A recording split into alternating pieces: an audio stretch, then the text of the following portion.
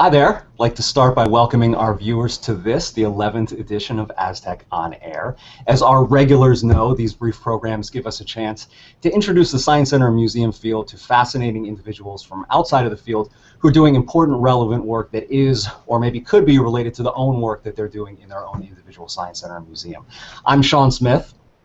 I'm ASTC's Director of Government and Public Relations, and this afternoon, here on the East Coast of the U.S. at least, I'm delighted to be joined by Dr. Cathie Woteki from the U.S. Department of Agriculture. She's the USDA Chief Scientist and Undersecretary for the Research, Education, and Economics, the REE mission area. I think I first met Dr. Woteki and her staff about 3.5 years ago, although Dr. Woteki certainly doesn't seem like that long. You have been, and she has been, a strong advocate for the importance of USDA and ASTC members, in fact, working together to address some common areas of interest. We're going to touch upon some of those today. I'll say that, to start out here, as a direct result of her engagement and her support, ASTC signed a Memorandum of Understanding, an MOU, with the REE mission area of USDA, I guess was last October. Yes. The MOU is designed to enhance the public understanding of the role of agricultural science in the environment, in the production of food, feed, fiber, and bioproducts, and conservation of water and other natural resources, and its critical role in providing future sustainable resources for such life-sustaining purposes. So that's kind of a broad take or broad view of what this MOU is doing and intended to do, and we're going to talk a little bit more about that today. So we'll talk a little bit more about that shortly, but first let me allow me to welcome Dr. Woteki. Welcome. Thank you, and thank you for joining us. I really appreciate it. How are things on the other side of the National Mall here in Washington, Dr. Woteki? Well, first of all, I'm really pleased to be with you, and so thank you very much for the invitation. We are on our side of the mall, continuing to do the research and education that you so well summarized in your introduction, and also continue to be really enthusiastic and eager to do more work under the Memorandum of Agreement that we signed with ASTC. We think that there's an desire on the part of the public to know more about where their food comes from, how food issues connect with the environment, with health, with climate change. So what better way to connect with the public than working with all the members of ASTC to kind of bring the science of agriculture to them in ways that they can really identify with and learn from. Right, that's absolutely fantastic, and that's the very same thing that kind of brought ASTC to the table to work on this partnership as well. So all of us certainly are in agreement there.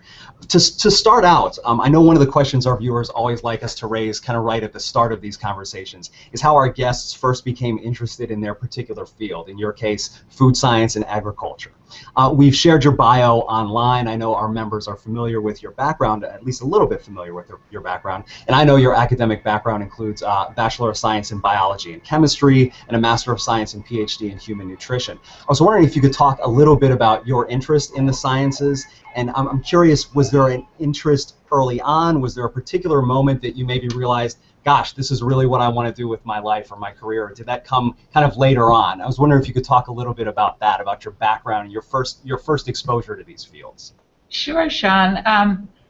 I can't remember a time when I wasn't curious about the world around me, the nature, what makes grass green, you know, where does milk come from, you know, all kinds of questions.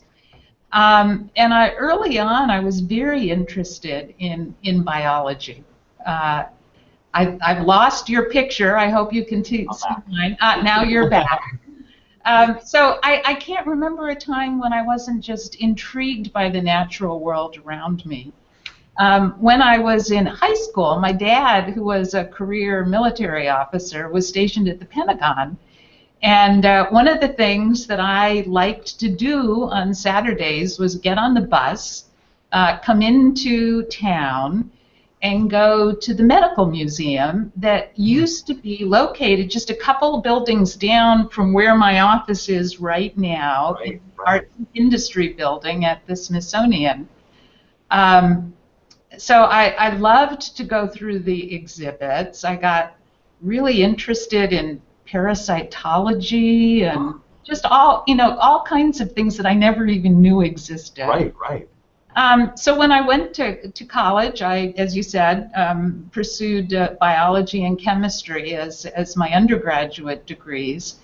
But it wasn't until I got to graduate school and I ended up at a land-grant university did I have that aha moment of I really want to be working in this field that links what we eat to what our health outcomes are. So the study of human nutrition.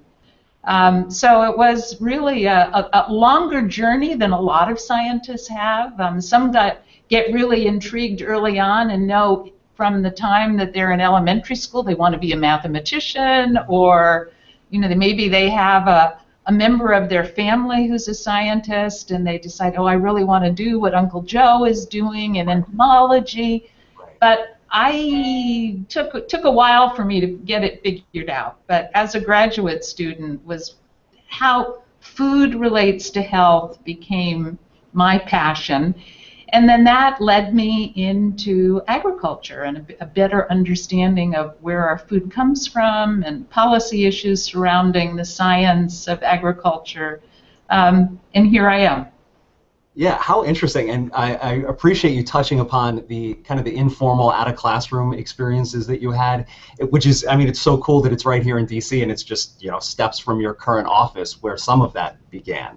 And that answers one of my questions. Was there some kind of informal out-of-the-classroom spark that helped lead you down this path? And it sounds like there certainly was. Well, certainly. For me, it was, yes. Yeah, how cool. Going back to your academic background a little bit, you received your degrees. I know that from your bio, you served in a number of different roles within USDA previously before coming back, and it sounds like during that time you spent some time with Department of Health and Human Services, the National Academy of Sciences. I think you were back in academia and even in the corporate realm before eventually landing back at USDA. So I'd like to spend, some time talking about certainly what you're doing now and your role at USDA.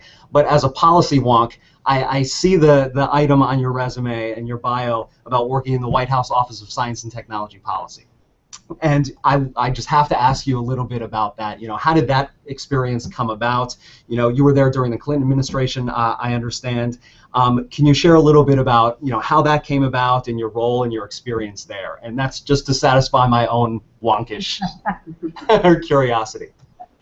Well, it was one of those peak experiences that you have in a lifetime, and going into work every day and walking into the White House complex was kind of one of those, pinch yourself and is this really happening? So it was pretty cool, does it? Yeah, it was really cool. The way I got into that position was relationships that I had with two other scientists. Dr. Jack Gibbons was President Clinton's science advisor. Okay. And earlier in my career, I had spent 3 years working at the Office of Technology Assessment, which was a small organization that Congress had established to provide scientific advice to the Congress. Okay. The agency doesn't exist anymore, but it did have about a 25-year history. Okay. And I was there at the time that Dr. Gibbons was the head of the Office of Technology Assessment. So he was the president's science advisor, and he brought in Dr. Marcy Greenwood to be the associate director for science. So within OSTP, they have different associate directors, one for science, one for international affairs and national security, one for technology, and at the time there was one for the environment. So 4 associate directors. And I had worked closely with Dr. Greenwood at the National Academy of Sciences. So with the good contacts with two key people in the Office of Science and Technology Policy, they asked me if I would come in and work with them. And having this background in human nutrition, it was a completely broadening experience because we had the entire science portfolio: physics, astronomy, health, the geological sciences, as well as my own field in the food and the nutrition sciences. NASA science was in our portfolio too. So this huge portfolio. So I became familiar with all of the science agencies within the federal government, and had two assignments that really were so far beyond my own previous experience that they were just kind of mind-blowing. At the time, the Gulf War veterans had been returning and had a number of illnesses. So at the time, there was a lot of concern about, is there something specific in their Gulf War experience that was contributing to this Gulf War syndrome, as it was called. So I was asked to take on, for the Clinton White House, establishing a committee of experts that would investigate Gulf War syndrome. So I managed that process. And also, we were preparing the launch of the Cassini space mission, NASA's probe that went out to Saturn. Right. And I managed the risk assessment for the Cassini space launch. So very far afield from human nutrition and agriculture, but really just fascinating experiences. So your question was a good one. Being an STP gives you a vantage point that few scientists get to have, and you get thrown into all different kinds of different situations. Right, right. How interesting, and what a diverse portfolio that you had to manage there. That's wild. That's amazing. Very cool. Well, thanks for sharing a little bit about that. So you're back at USDA now, and you're the, as we've said, the Chief Scientist and Undersecretary for REE. Can you give us a quick overview of kind of the role of the Office of the Chief Scientist and then the REE mission area in particular? Sure. The role of the Chief Scientist is actually a pretty new one. It was established in 2008 through the every 4 or 5 years authorization that Congress does for our programs. Right. So I'm only the second or third person to have this title within USDA. So it's been kind of fun to create the role. Right. So in the Chief Scientist role, I have, for the entire Department of Agriculture, the responsibility for setting the overall policies as they relate to science within the department. Among the things we've been doing in that role is responding to President Obama's mandate to open up, provide open access for the public to our scholarly publications, as well as the data from the research and monitoring activities that support those publications. So putting into place those open data policies across the entire department. One thing I've been working on. Another is implementing the scientific integrity policies that the President has also mandated that we put in place. So that's across the department. Okay. And then the undersecretary role is more a senior management administrative responsibility, where I have a portfolio of 4 of our science and statistical agencies within the department and those 4 agencies are responsible for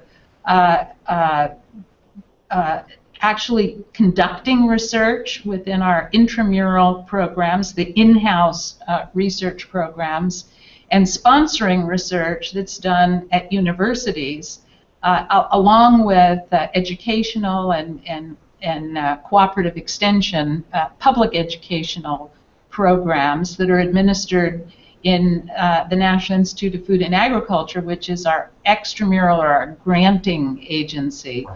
So it's a broad set of research and educational programs.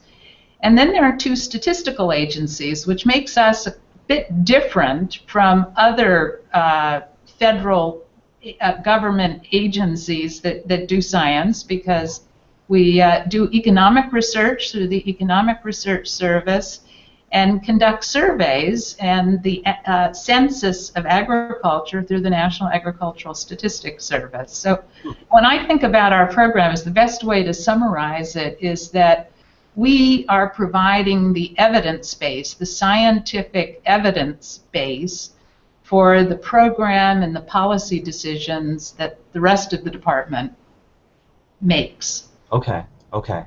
Wow. Are you sure that's a one-person job, all of that? Well, I have a lot of help. Yeah, I guess so. I guess so. That's unbelievable. And again, talk about a diverse, broad portfolio. They're more of the same, it sounds like. I see a pattern emerging there. You know, USDA is so interesting to me, and it's so interesting to ASTC as an association and ASTC members. And I think we've talked about this before, Dr. Woteki. You know, ASTC has over the years worked with a number of federal agencies. You know, we have great relationships with NASA and the National Science Foundation and NOAA and the U.S. Department of Education. And over those years, it's always felt like, gosh, USDA is this untapped resource that we've never really attempted to engage with. And so going back, you know, a couple of years ago, it just seemed like the timing was right for ASTC to reach out to USDA, and we were just so pleased that you were willing to talk with us about ways we might work together. You know, ASTC members, as you well know, have just so many programs and exhibits related to agriculture or healthy eating, childhood obesity, food, you know, farm to table issues and that sort of thing. It just made sense for ASTC, from our perspective, for ASTC to work with USDA. And I'm wondering, you know, how did you first come to the idea of USDA working with science centers or museums or informal learning institutions? And is that something that, you know, was there some appeal there, or how did that thinking kind of evolve in your mind? Well, there definitely was appeal, and we were at the same time looking for a partner. Secretary Vilsack had been doing a series of speeches where he was emphasizing the interdependence of rural America and urban America, and making the point that the work, particularly that farmers do, which is, you know, less than 2%, more like 1% of the current population in the U.S. that's directly involved in agricultural production. The work of that less than 2% of our population allows all the rest of us to be doctors and lawyers and in manufacturing, you know, working at ASTC and in a museum. So it allows the rest of us to do all of these other things, pursue either our own passions, but certainly be productively contributing as well to our social and cultural environment, as well as to our economy. So as the secretary was talking about this urban-rural interdependence, I started thinking about how could we reach out, how could we find a partner who would help us to tell that story in all the different dimensions that it could be told. If you, I think it surprises people when I talk about our contribution to the arts. But if you visit the National Agriculture Library, they have a wonderful collection there of botanical drawings and paintings that was the way that we recorded all the different varieties of fruits and vegetables of importance to agriculture before there was photography. Sure, sure. So there's a wonderful story to be told there. There's a great story to be told about how agriculture, along with the railroads, helped to unify this country during the 1800s, and how our success in agriculture has really, in the way the Secretary is talking about it today, has also freed the country to be as prosperous as we have become over the years. There's a great story in Science about all of the agricultural insights that are driving our contemporary science in genetics and genomics, right, in climate change, and the role that agriculture is playing today in helping to mitigate climate change, as well as the adaptation that we're going to have to do to climate change to be able to feed the population in the future. It's a great story about the relationship between what you eat and your health. And how can you improve your prospects for a long, healthy life by the foods that you select and eat now. So the story can go in so many different ways, and at the same time tie back to how important it is to invest in making sure that we continue to have a very productive agricultural system.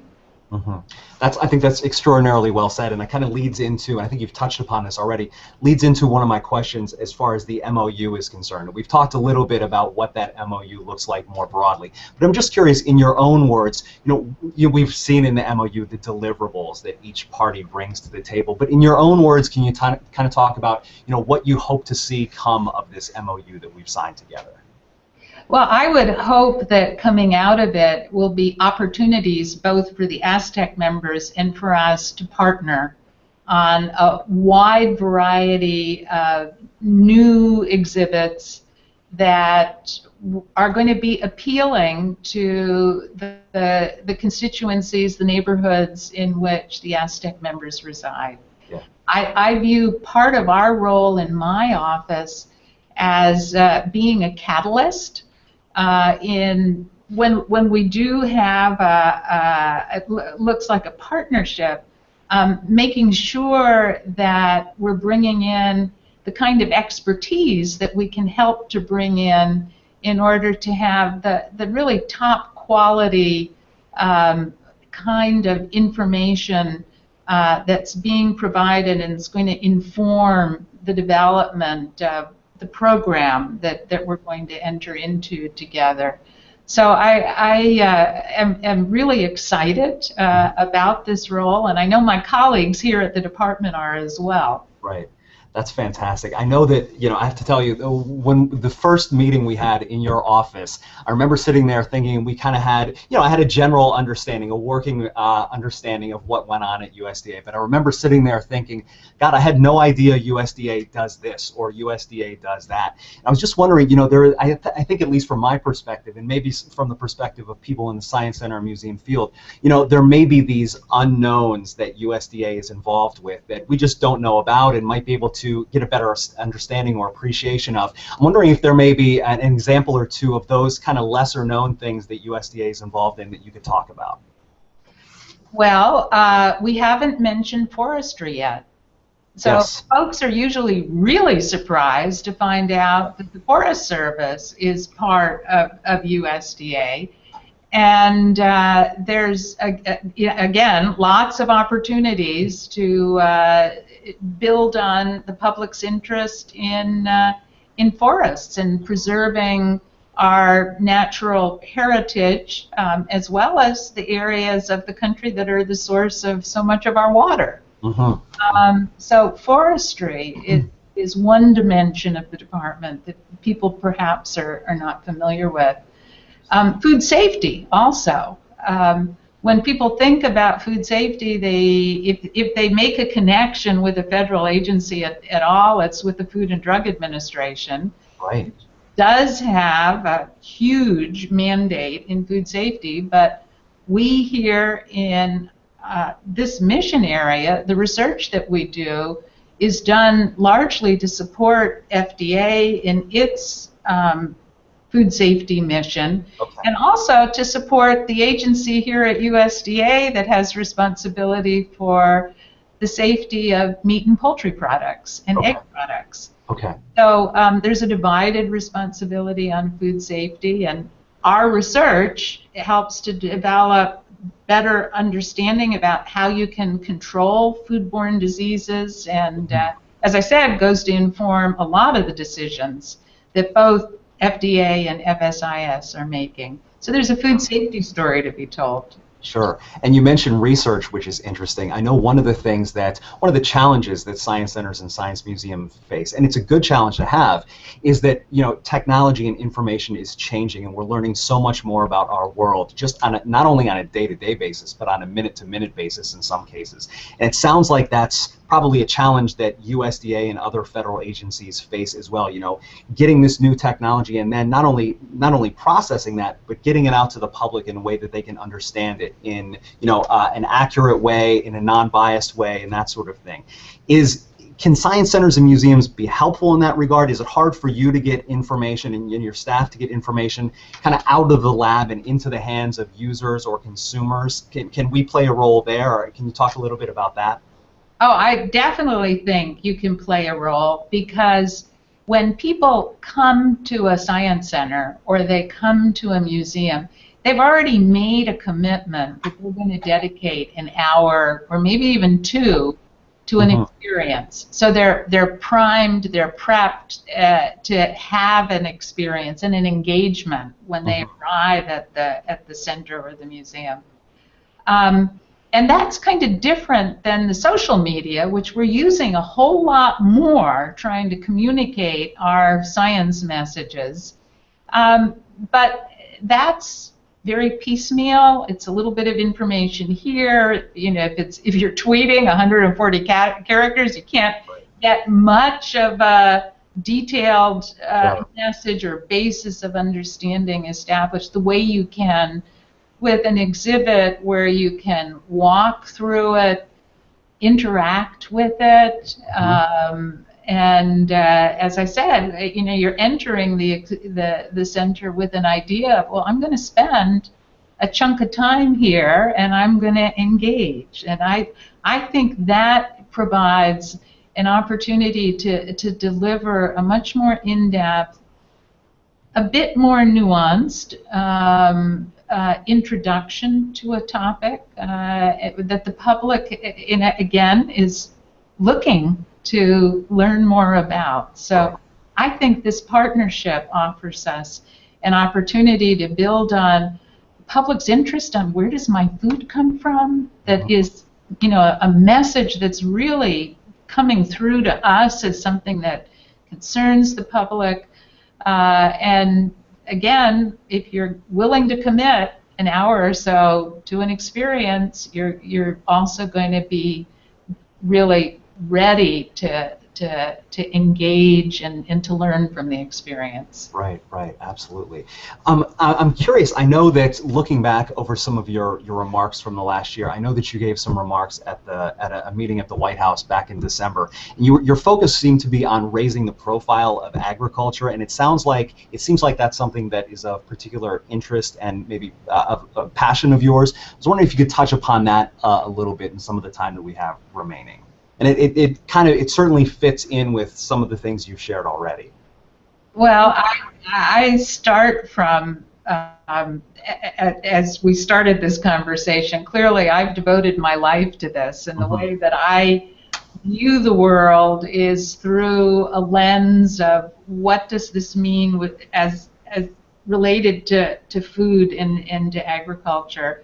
I frequently will, when I'm giving a speech and I'm out around the country, I'll pick up the local newspaper and I'll take the headlines of the stories that are on the front page of the newspaper and look at them through the lens of, well, what does this mean with respect to food or agriculture? Mm-hmm. And, you know, we look at what happened in the Mideast less than a decade ago with the Arab Spring that was really motivated out of food riots. The price of wheat spiked.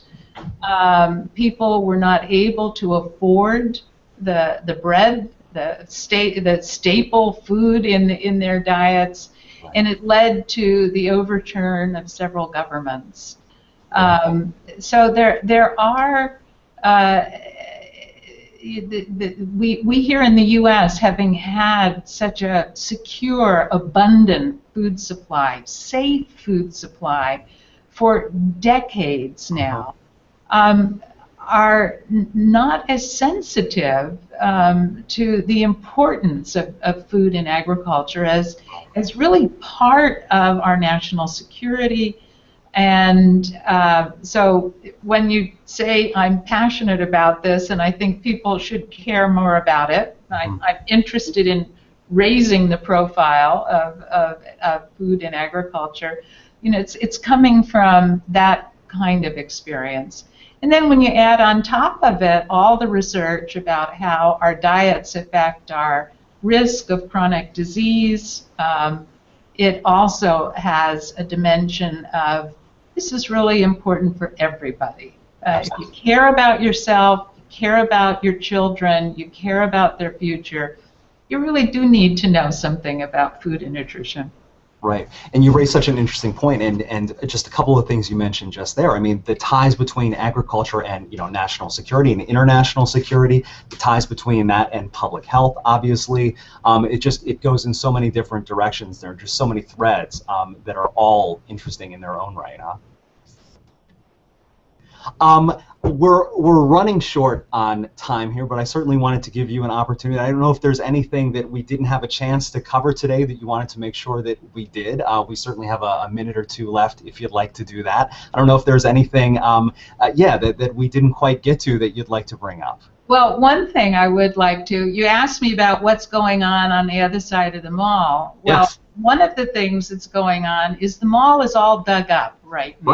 Right. And they're preparing the soil there that has been compacted over many, many decades now of tourists as well as those of us who live here running on the mall and everything. Sure. We found this old picture in our files that I will put up here. Can you see that, Sean? I can. We can, yes.